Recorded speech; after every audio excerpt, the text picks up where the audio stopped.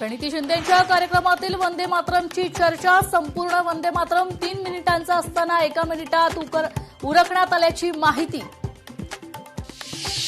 नालासोपाऱ्यात वाढदिवसाचा केक खाल्ल्यानं 11 जणांना विषबाधा, केकमध्ये मेलेली पाल दिसल्याचा मुलांचा आरोप आहे।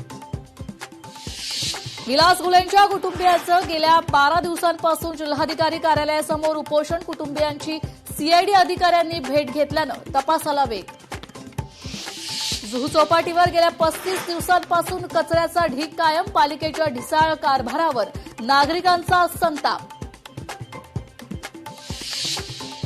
बुलेट ट्रेन जमीन अधिग्रहणात अधिकाऱ्यांकडून कोट्यावधींचा घोटाळा, पालघरमध्ये पुनर्वसनाच्या नावाखाली सरकारची फसवणूक, घोटाळ्याची माहिती लोकशाही मराठीच्या हाती, मंत्री बावनकुळेंकडून चौकशीचे आदेश।